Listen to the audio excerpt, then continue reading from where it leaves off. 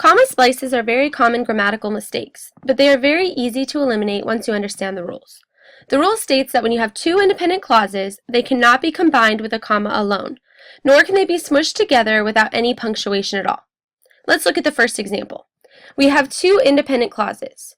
The first is, Dave likes bananas, and the second is, he eats them as often as he can.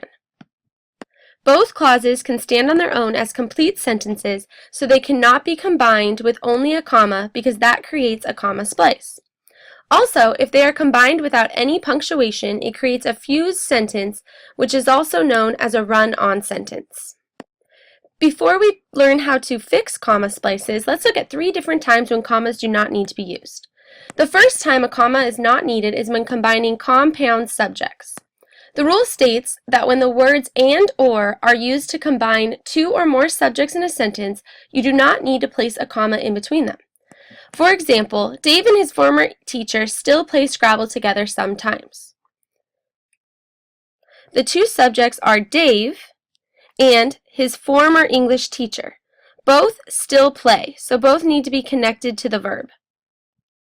Therefore, you do not need to use a comma before the fanboy. Pause the video now to read over the next 2 examples.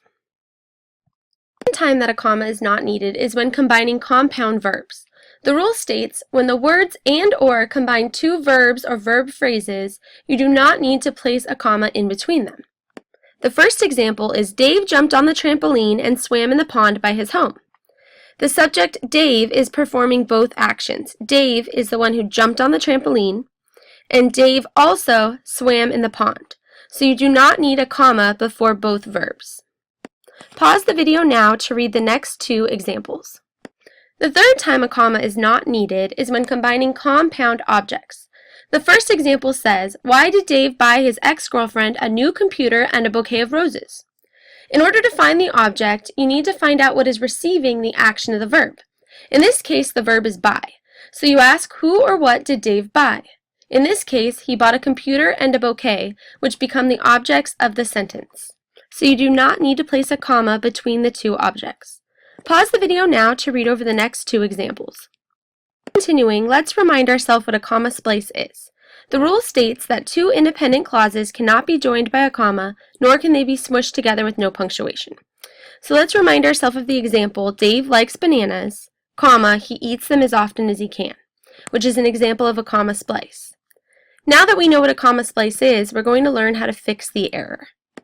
There are many different ways to fix a comma splice.